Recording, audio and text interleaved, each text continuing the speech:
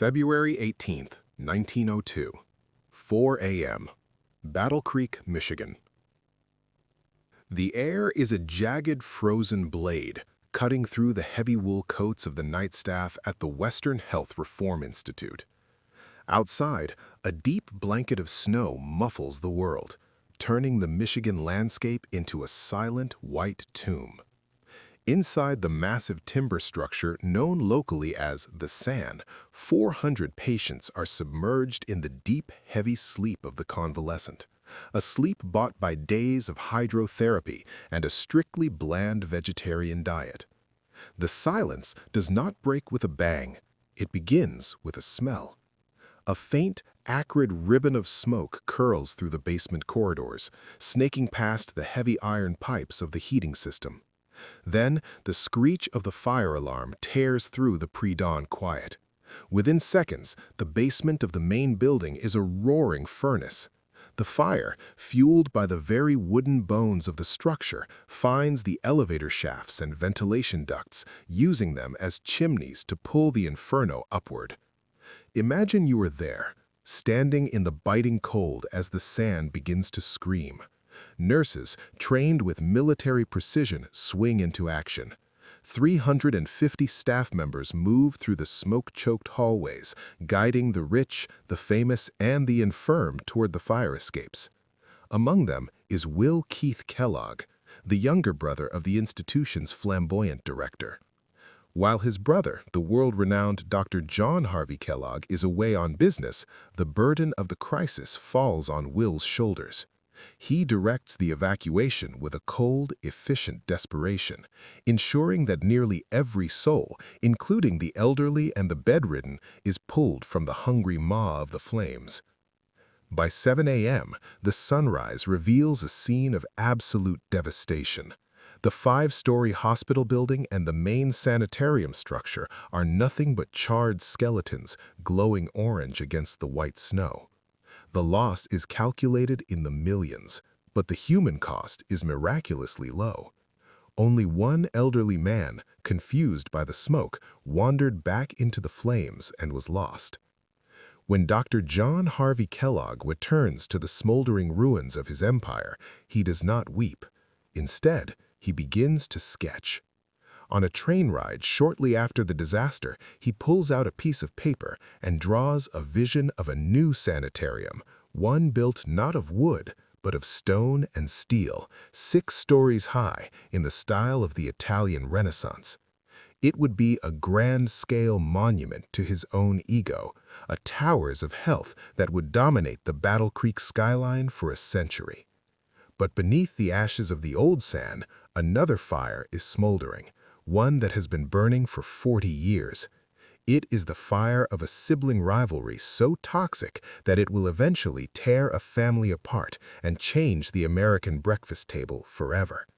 For while John Harvey Kellogg sees the 1902 fire as a chance to rebuild his temple, his younger brother Will Kellogg sees something else, an opportunity to finally step out from the suffocating shadow of the man he has spent his life serving. The ruins are still cooling, but the war for the Kellogg name has only just begun. To understand the hatred that would eventually build mansions, you must look to the hardscrabble Michigan frontier of the mid-19th century. John Harvey Kellogg was born in 1852, followed 8 years later by William Keith Kellogg in 1860. They were the sons of John Preston Kellogg, a man who traded the uncertainty of farming for the rhythmic, dusty toil of a broom factory. The Kellogg household was not a place of warmth but of holy expectation. The family were devout Seventh-day Adventists, a burgeoning sect that believed the second coming of Christ was imminent. Because the end of the world was thought to be just around the corner, education was viewed as a frivolous luxury. Why learn for a future that would never come? John Harvey, however, was a child of undeniable restless intellect. He was precocious, ambitious, and favored by the church's prophetic leaders, James and Ellen White. Recognizing his potential, the Whites essentially adopted John's intellectual future, paying for his medical education at Bellevue Hospital Medical College in New York.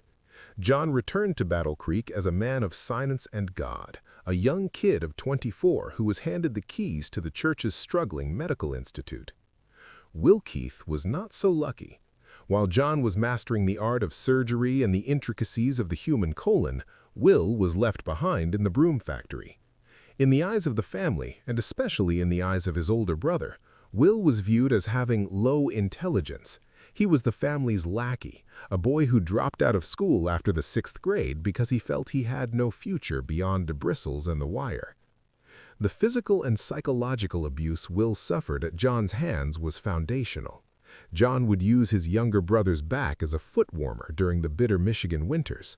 He gave him frequent whippings to correct his character. When John became the superintendent of the Battle Creek Sanitarium, he summoned Will to join him, but not as a partner. Will was hired as a bookkeeper, a janitor, and a general errand boy. For 25 years, Will was the silent engine that ran the sanitarium. While John Harvey traveled the world, lecturing the elite and performing thousands of surgeries, Will was the one who balanced the books, managed the staff of 800, and ensured the patients were fed. John's treatment of Will did not soften with age. If anything, it became more performative. He required Will to follow him around with a notebook, recording every erratic thought that popped into the doctor's head. This dictation did not stop for privacy.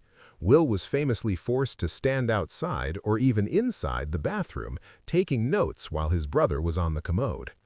John Harvey Kellogg was a man who required an audience, and Will was his most captive spectator. But in the quiet hours of the night, while Will was totaling the day's receipts, he was nursing a resentment that was as cold and precise as John was flamboyant. He was waiting for a mistake. He was waiting for the moment when the doctor's brilliance would produce something that didn't belong to the church or the patients, but to him. But as the 19th century drew to a close, an accidental discovery in a sanitarium kitchen was about to provide the weapon Will needed to finally strike back. By the 1890s, the Battle Creek Sanitarium had become a global phenomenon. It was no longer just a church clinic. It was a world-renowned health resort and a destination for the rich and famous. Under the direction of Dr. John Harvey Kellogg, the SAN was a laboratory for his philosophy of biologic living, a rigorous, holistic approach to health that was decades ahead of its time, yet often veered into the bizarre. To enter the SAN was to enter a world where every minute of the day was choreographed to maximize vitality. The sanitarium system was a composite physiologic method that included hydrotherapy, phototherapy, electrotherapy, and health training. John Harvey Kellogg, always dressed in head-to-toe white to symbolize purity, moved through the halls with an entourage of nurses and secretaries, a medical messiah preaching the gospel of the clean bowel. The treatments were as varied as they were intense.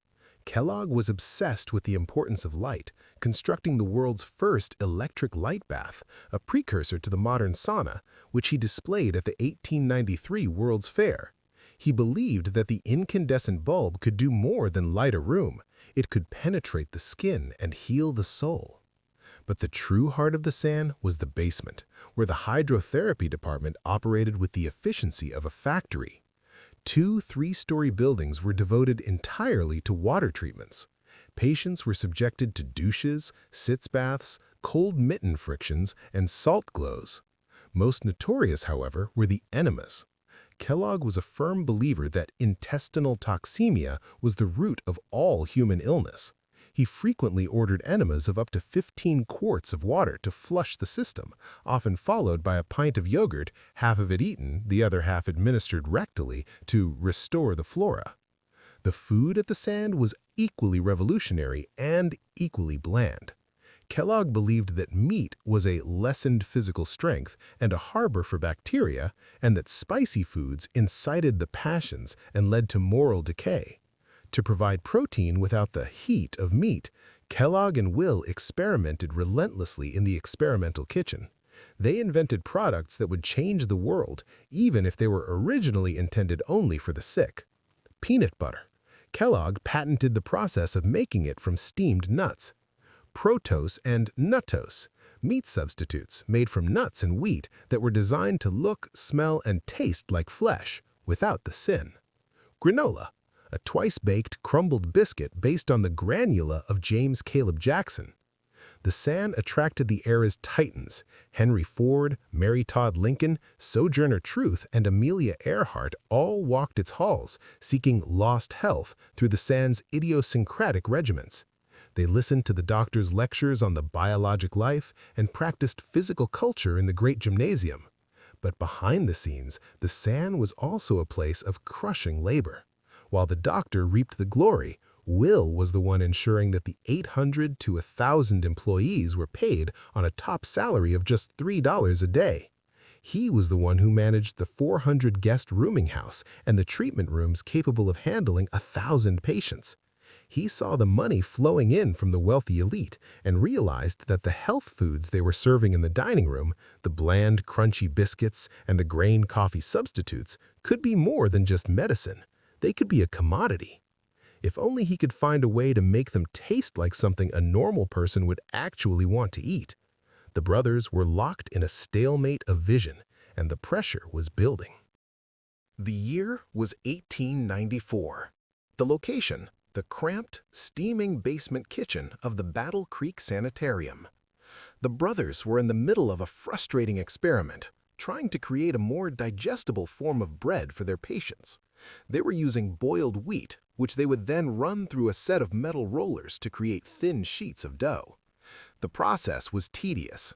On this particular afternoon, some accounts say it was a Wednesday in August, the brothers were called away unexpectedly. Perhaps there was a medical emergency in the surgery theater, or perhaps John simply grew bored and demanded Will follow him on another bicycle ride. Whatever the cause, they left a batch of boiled wheat sitting out on the counter. By the time they returned, nearly 24 hours had passed. The wheat had begun to ferment. It was slightly molded, stale, and seemingly ruined. To a professional baker, it was trash, but to the Kellogg's, who were always looking to save a penny, it was a challenge. They decided to run the stale wheat through the rollers anyway, hoping to get the usual sheets of dough. But as the heavy rollers turned, something miraculous happened. Instead of a long, cohesive sheet of dough, the dried-out wheat berries shattered. Out of the other side of the rollers fell thousands of tiny, thin flakes. Curious, the brothers gathered the flakes and baked them. The result was a revelation, a crisp, light, and surprisingly tasty morsel that stayed crunchy even when submerged in milk. They called the new creation granose. The patients at the sanitarium went wild. They weren't just eating the flakes, they were asking for them by the pound. Within the first year, the brothers sold over 100,000 pounds of the cereal via mail order to former guests who couldn't bear to return to the heavy, greasy breakfasts of bacon and eggs. Will Keith immediately recognized the potential. He began to experiment further, substituting corn for wheat. The cornflakes were even better, sturdier, crunchier, and with a natural sweetness that the wheat lacked. This was the moment of divergence. John saw the food as a therapeutic tool, a niche product for sick people. Will saw it as a general-purpose food that could be a staple in every American home. John, ever the gatekeeper, forbade Will from distributing the cereal beyond the sanitarium's consumers. He even took credit for the discovery, telling anyone who would listen that the idea for the flakes had come to him in a divine dream. Will was forced to work in the shadows, keeping the cereal business small while he secretly perfected the recipe for toasted cornflakes. But the Sanitaw's secret was too big to keep. While the brothers bickered, a patient at the sanitarium named C.W. Post was paying very close attention to what was happening in that basement kitchen. He was about to do what the brothers could not. If John Harvey Kellogg was the prophet of biologic living, C.W. Post was the first great heretic. A former patient at the SAN who had failed to find a cure for his nervous exhaustion, Post realized that the Kellogg's were sitting on a gold mine they were too stubborn to exploit. Post left the sanitarium and founded his own company, producing Postum, a grain coffee substitute, and Grape Nuts, a copy of Kellogg's granola. By 1900, Post was making $3 million a year, a staggering fortune that made the sanitarium's modest food profits look like pocket change. Will Keith was livid. He saw post-success as a direct indictment of John's refusal to commercialize. He pleaded with John to let him market the cornflakes on a massive scale. "Let's be content with a small business," John replied, fearing that blatant commercialism would tarnish his medical reputation. The tension in the sanitarium began to mirror the tension in the brothers' childhood. John, the flamboyant doctor, reveled in the limelight, dictating books to frantic secretaries for 10 hours at a time while wearing his signature white suits. Will, the lackey, was the one repairing the buildings, screening patients, and fixing the meals. Will realized that as long as he stayed under John's thumb, he would be working for $3 a day while men like Post built empires on the Kellogg's ideas. He began to push for a change. He wanted to add malt flavoring, essentially sugar, to the cornflakes, a move strictly forbidden by John's biologic principles. He also wanted to move the production out of the sanitarium's basement and into a dedicated factory. John Harvey's reaction was one of pure arrogance. He dismissed Will's requests, viewing his younger brother as a man of meager ability who was simply unable to grasp the higher calling of health reform. He even ordered Will to pay for part of a new food processing building out of his own pocket as a punishment for his ambition. But John had underestimated the depth of Will's resolve. The 1902 fire had shown Will that he could manage a crisis without his brother's help. The success of C.W. Post had shown him that there was a world hungry for what the Kellogg's had created. Will began to lay the groundwork for a separation, one that would leave John in the ruins of his sanitarium while Will built a kingdom of corn. The break was coming, and when it happened, it would be permanent. The final break came in 1906. Will was 46 years old. He had spent his entire adult life in his brother's shadow, and he had finally had enough. During one of John's many trips abroad, Will made a move. He raised his own capital and prepared a buyout offer. John Harvey, who was perpetually in debt from his grand architectural projects and philanthropic ventures, agreed to the deal. He was more interested in science and social engineering than in the day-to-day drudgery of manufacturing. He likely thought that without his medical guidance, Will's little cereal company would flounder and die. On February 19, 1906, Will Keith Kellogg founded the Battle Creek Toasted Cornflake Company. He was no longer a lackey, he was a president.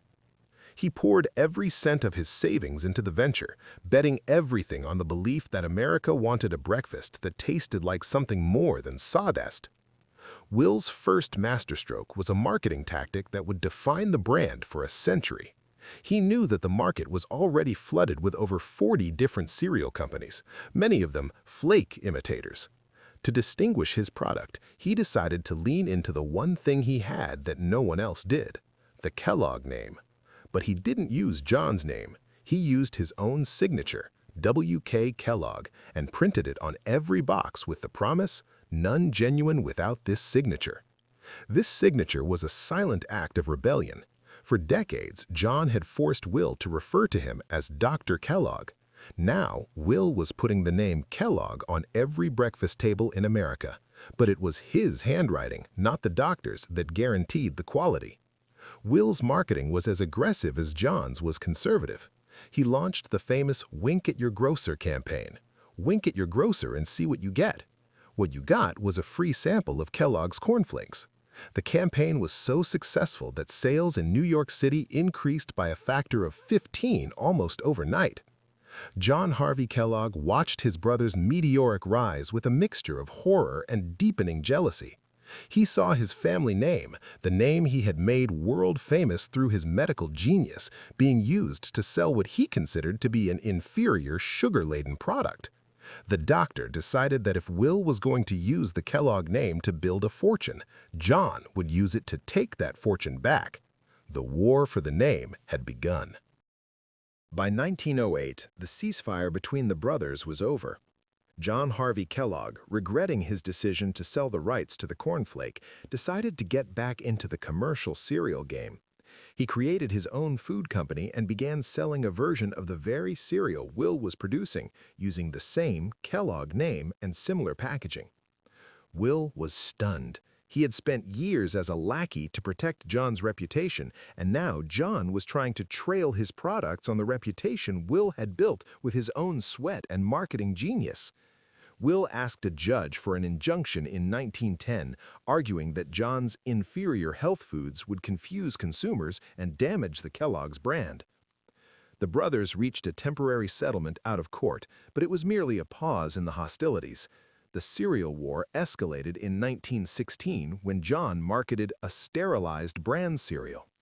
Will responded by making his own version. John filed a restraining order, and the two brothers, now in their 60s, found themselves in a high-stakes legal battle that would last for over a decade. At the heart of the lawsuit was a deceptively simple question: who owned the name Kellogg? John Harvey argued that he was the original Dr. Kellogg, the world-famous physician whose reputation had given the name its value in the first place. He claimed that Will was merely a business manager who had hijacked the family legacy. Will, on the other hand, argued that the trademark Kellogg's was the property of the person who had made it valuable through advertising and mass production. The trial was a spectacle of family dysfunction. Witnesses were called to testify about the brothers' early years, the broom factory, and the accidental discovery in the kitchen. John Harvey's legal team argued that a trademark could not exist as an extrinsic thing apart from the professional reputation of the man who created the product. But the courts were increasingly focused on the reality of the marketplace. Will had spent millions of dollars on advertising. John had spent almost nothing, relying instead on his existing fame. The Michigan Supreme Court eventually heard the case, and their ruling would be a devastating blow to the doctor's ego. The verdict would define the next 30 years of their lives. The 1920 ruling by the Michigan Supreme Court was the final nail in the coffin of the brothers' relationship. The court's decision was clinical in its destruction of John Harvey's claims. It adjudicated that the Kellogg Toasted Cornflake Company, Will's company, was the sole and exclusive owner of the trade name Kellogg's on prepared food products, candies, and health beverages. The restrictions placed on John Harvey were humiliating for a man of his stature. The court essentially treated the world-famous doctor like a common infringer. He could only use the name Kellogg Food Company on his products if the text was no taller than 3/4 of an inch. The name had to be located at the very bottom of the carton.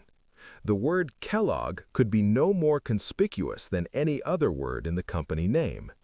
His famous facsimile signature could only appear once per carton, and only on the side or end, never on the face. John Harvey Kellogg was essentially erased from the very industry he had helped invent.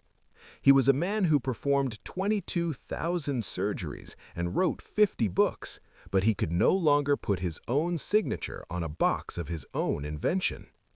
The financial fallout was equally severe. Will was awarded all the profits, gains, and advantages John had received from the infringement. While Will eventually waived the damages, a final patronizing gesture of superiority, the legal expenses John had to pay amounted to $225,000, a king's ransom at the time. Will Keith Kellogg had won.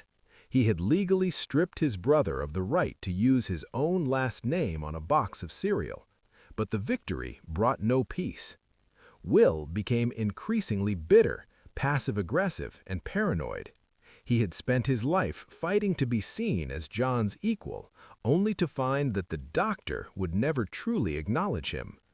John Harvey, perhaps seeking a new way to prove his intellectual superiority, began to pour his energy and the profits from his remaining food ventures into a new, dark obsession: eugenics. He was moving from saving colons to saving the race.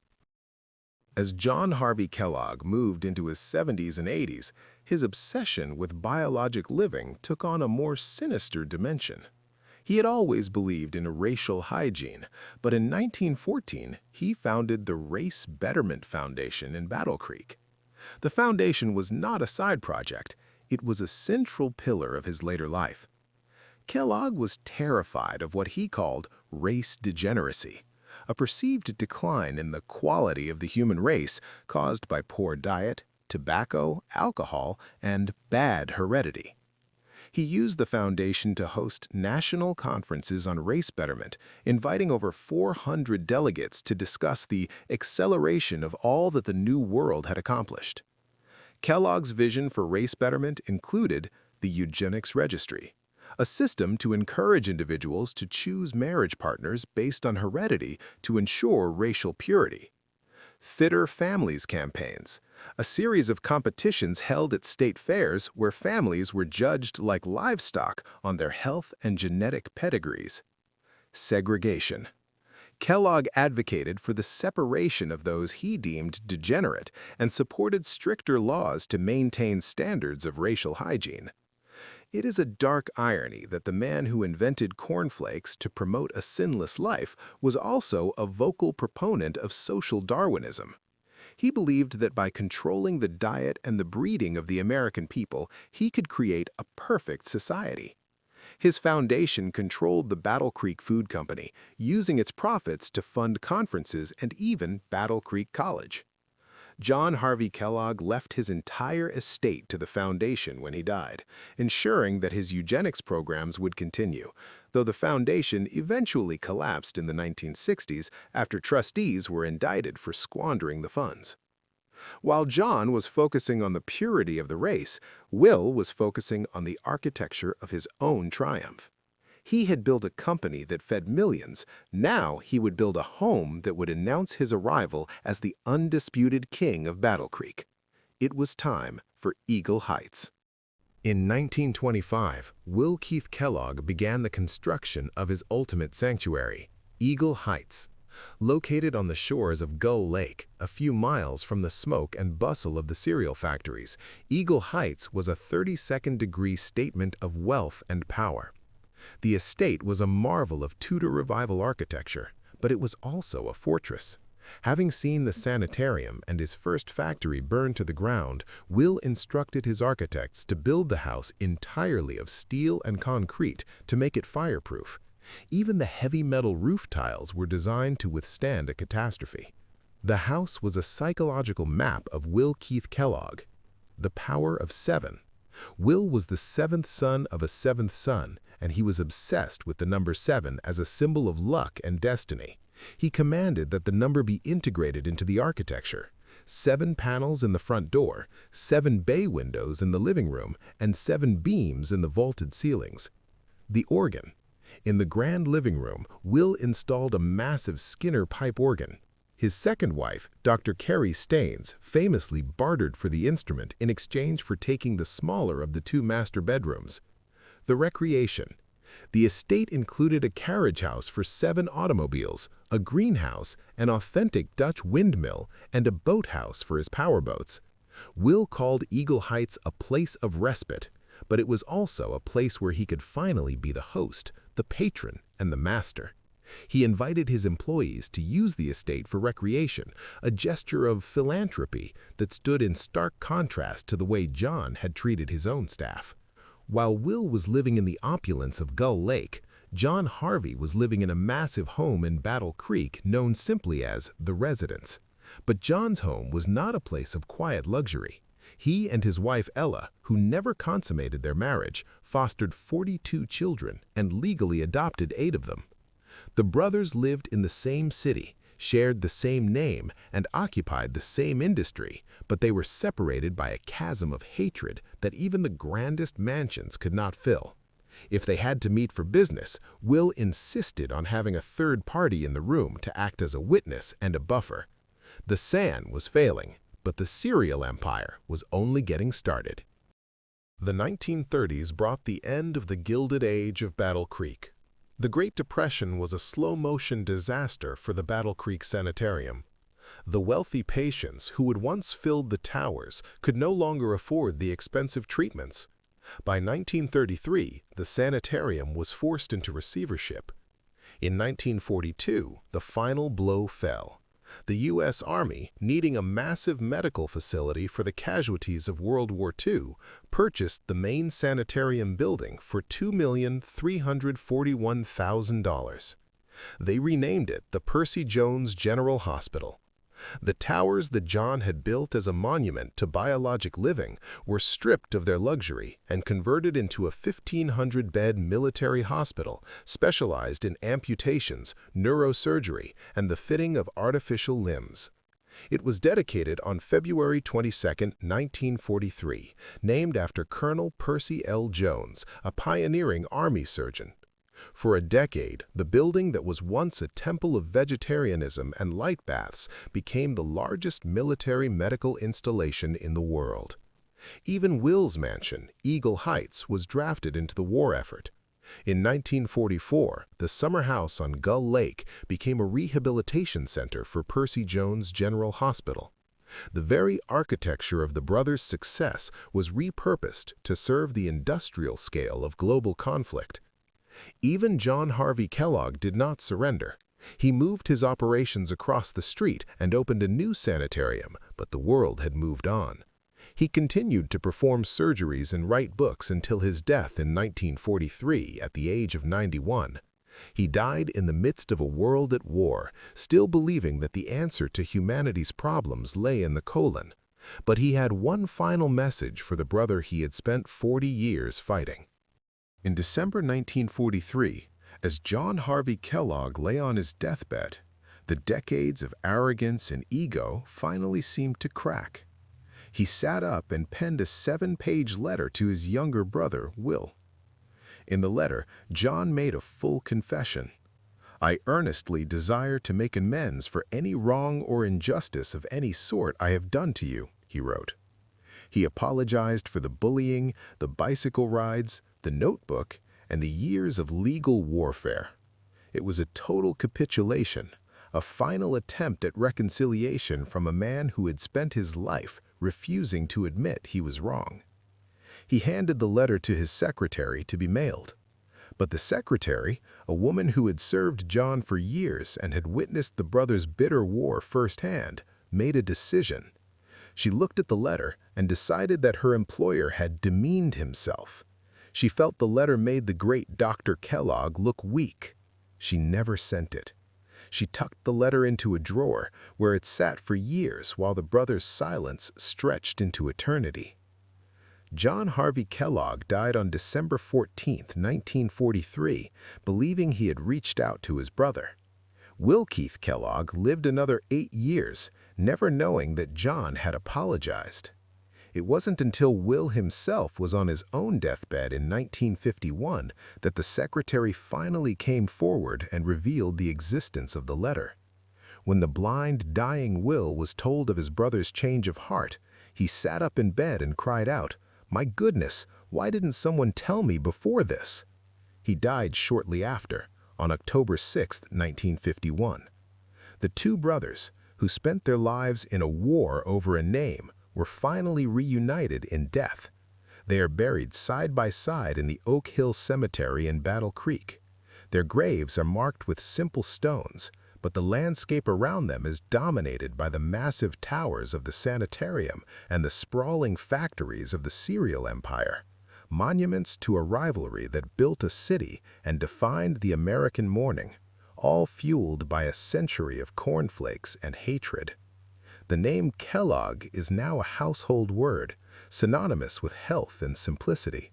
But behind every box of flakes is the ghost of a broom maker's sons, locked in a struggle that neither could truly win.